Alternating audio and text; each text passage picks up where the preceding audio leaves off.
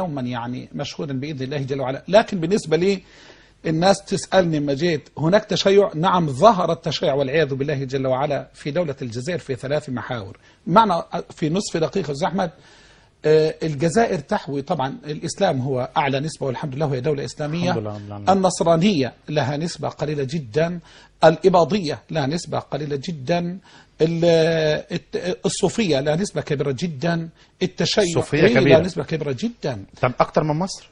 يعني بالنسبة لعدد السكان نسبة وتناسب أكثر من مصر. وبالنسبة للتشيع أسأل الله أن يبيد الشيعة هناك، وأنا إن شاء الله أوضع لهم خطة لمحاصرة هذا الفكر والقضاء عليه.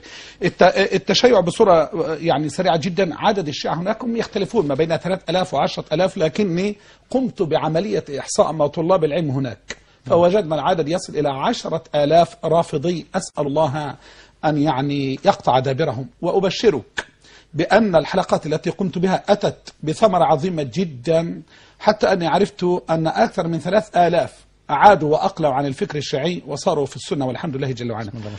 تركزهم هناك يعني في مدينة باتنا وفي ترسا وفي الجزائر وفي وهران وفي معسكر.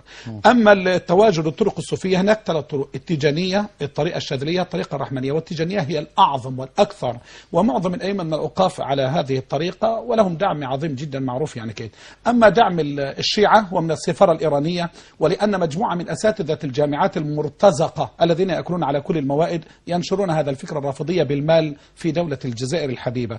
أما بالنسبة لي الإباضية تواجدهم في الجزائر محصور في مدينة غرداية، وهم يعني مشغولون بالتجارة العالية جدا وجمع المال والاقتصاد، فضلا عن أنهم قاموا بتنشيط منهجهم وبعمل ملتقيات دولية وإقليمية. أسأل الله أن يهدي الجميع إلى مذهب أهل السنة. اللهم آمين يا رب العالمين.